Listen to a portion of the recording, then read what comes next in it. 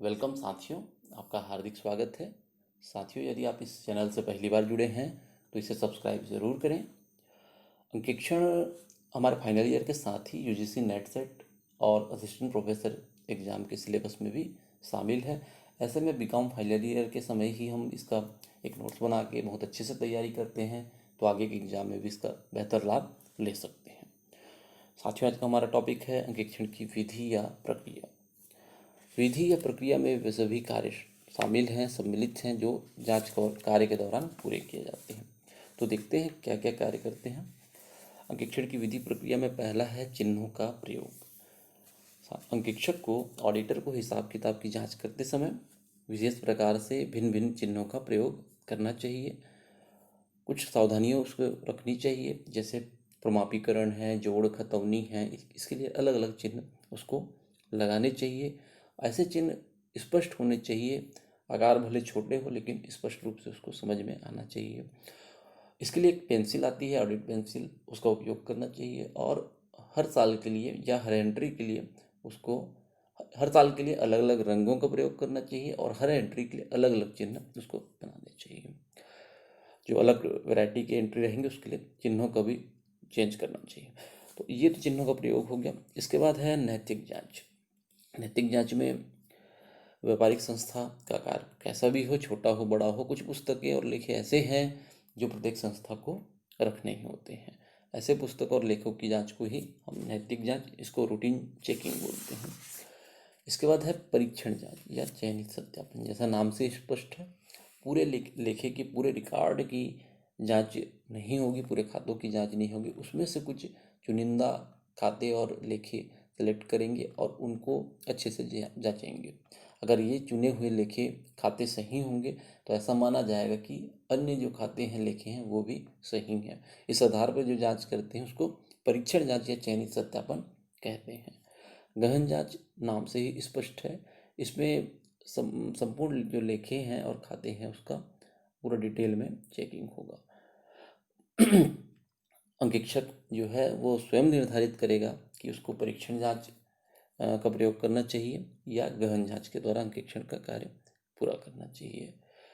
वास्तव में यह कहना पर्याप्त है कि यदि अंकेक्षक संस्था में प्रचलित आंतरिक परीक्षण की प्रणाली से पूर्ण संतुष्ट है, अगर संस्था की जो आंतरिक निरीक्षण की प्रणाली है, आंतरिक परीक्षण की प्रणाली है, वो ठीक ठाक है, तो परीक्षण जांच का प्रयोग उसको निसंकोच करना चाहिए। और नहीं है तो ऐसे में उसको गहन जांच करना चाहिए, क्योंकि लापरवाही का कारण बन सकता है।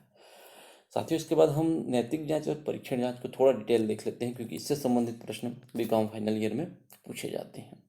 नैतिक जांच, जैसा कि हम अभी चर्चा कर चुके हैं, जो रूटीन चेकिंग है, जो अनिवार्य लेखे और पुस्तकें उनको जांचना ही नैतिक जांच कहते हैं। इसमें क्या क्या शामिल है? तो प्रारंभिक लेखे की पुस्तकों का योग, इस योग को अगले पृष्ठ में ले जाना, खाता बही खतौनी की जांच और विभिन्न खातों के योग और शेष की जांच, तलपट की जांच, ये जितने भी काम हैं ये रूटीन चेकिंग के अंतर्गत शामिल है, इसको करना ही पड़ता है। इसके लाभ देखते हैं तो पुस्तकों तथा खातों की शुद्धता का ज्ञान, अंतिम खातों की जांच में सहायता, खाता बही खतौनी की जानकारी मिल जाती है और यह सरल कार्य है। नैतिक जांच के माध्यम से पुस्तकों तथा शुद्धता की, खातों की शुद्धता की जानकारी हो जाती है, उसका ज्ञान हो जाता है। अंतिम खातों की जांच में, तलपट की जांच में यह सहायता है। खाता बही खतौनी की जानकारी मिल जाती है, इससे खाता बही हमारे ठीक ठाक खतौनी किए हैं ये पता चल जाता है। और सरल कार्य है, मतलब समान योग्यता, साधारण योग्यता का व्यक्ति भी इसको सुविधापूर्वक कर सकता है। ये तो हो गए इसके लाभ। हानियाँ में क्या है? कार्य में नीरसता, हमेशा यही रूटीन काम है बोल के कभी कभी हो सकता है नीरस लगने लगे। बड़े जो छल कपट है और सैद्धांतिक अशुद्धियाँ हैं, क्षतिपूरक अशुद्धियाँ, ऐसे जो हैं अशुद्धियाँ, त्रुटियाँ हैं, इसका पता लगाना नैतिक जांच के माध्यम से कठिन होता है।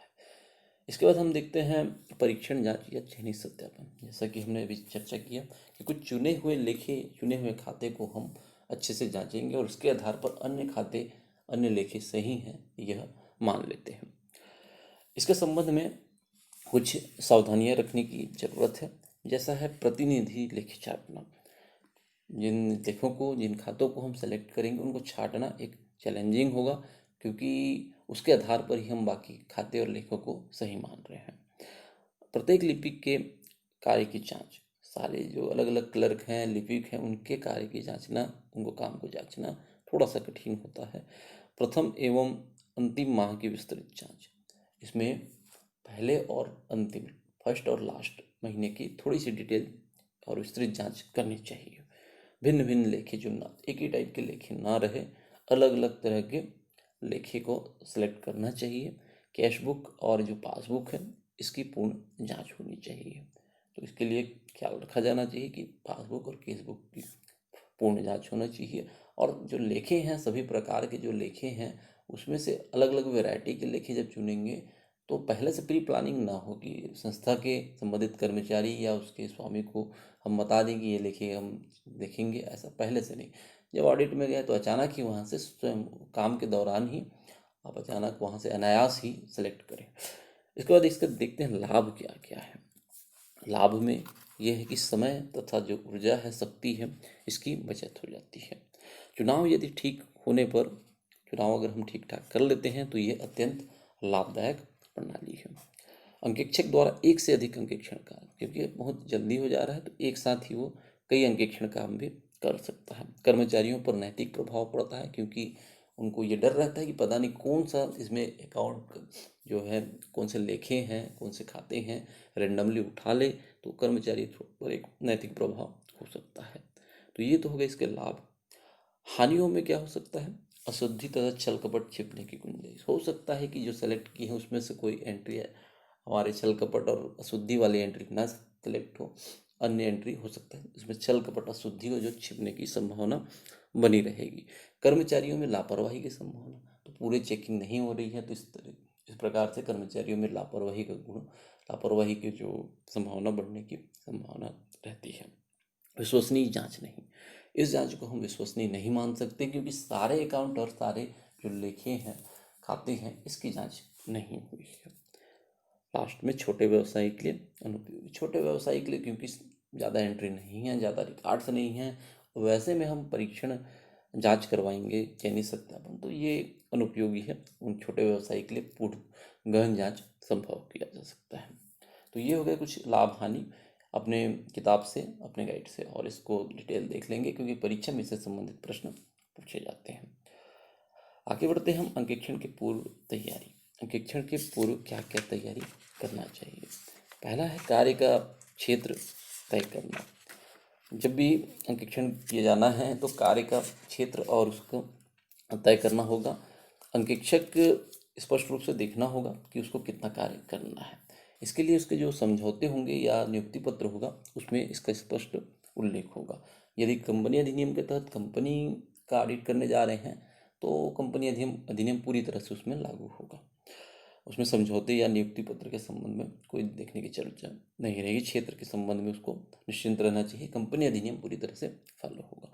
संस्था के विषय में जानकारी, तो ऑडिट करने से पहले संस्था के विषय में जैसे नियमावली है जिसके अनुसार संस्था का कार्य चलता है, हिसाब किताब रखने की पद्धति कैसी है, पुस्तक लिखने वाले का नाम और पुस्तकों के बारे में उसकी जानकारी, आंतरिक निरीक्षण की प्रणाली कैसी है, और ऐसे कोई और बातें हैं जिसकी जानकारी ऑडिटर को संस्था के संबंध में जुटा लेना चाहिए। नियोक्ता को स्पष्ट निर्देश, ऑडिट में जाने से पहले उसके जो नियोक्ता है, संस्था के जो नियोक्ता है, उसको एक निर्देश देना चाहिए कि कुछ कुछ जो रिकॉर्ड से अपडेट कर ले, जैसे पुस्तक के जो बुक के जोड़ है, योग है, तलपट, अंतिम खाते जो अपडेट कर ले, प्रमाणक जो है उसको क्रमानुसार जमा ले, फाइलिंग कर ले, देनदार लेनदार की सूची है, अप्राप्य संदिग्ध ऋण की सूची है, दत्त व्यय, पेशगी व्यय है, अर्जित आय है, स्टॉक की सूची है, विनियोग की सूची है, विभिन्न शाखाएं हैं, प्रतिनिधि संबंधित संस्थाओं के लेन देन से संबंधित जो सूचियां हैं, स्थायी पूंजीगत व्यय का विवरण है। तो ऐसे कई डॉक्यूमेंट है जिनकी लिस्ट तैयार कर ले, इसको रिकॉर्ड अपडेट कर ले, इसके संबंध में निर्देश देना होगा। अंकेक्षण की तैयारी, जब ऊपर के 3 काम हो जाएंगे उसके बाद अंकेक्षण की तैयारी का काम शुरू होता है। कार्य वितरण, कार्य वितरण ऑडिटर अपने में आपस में सीनियर जूनियर हर स्टाफ में रहते हैं, तो वहाँ भी सीनियर जूनियर के हिसाब से कार्य वितरण होगा। सामान्यतः जो सरल काम है, जो आसानी से किए जा सकते हैं, ऐसे काम जूनियर ऑडिटर को दिए जाते हैं, और जो थोड़ा कठिन है, विशेष प्रकार का है, जिसमें अनुभव की आवश्यकता होती है, ऐसे काम जनरली सीनियर ऑडिटर करते हैं। इसके बाद है अंकेक्षण कार्यक्रम, अंकेक्षण नोटबुक और अंकेक्षण प्रपत्र। इसके बारे में हम डिटेल में अगले वीडियो में थोड़ा डिटेल में चर्चा करेंगे। तो साथियों, उम्मीद करता हूँ यह वीडियो आपके लिए यूजफुल और हेल्पफुल रहेगा। लाइक शेयर कमेंट के माध्यम से अपना प्यार देते रहें। Thank you.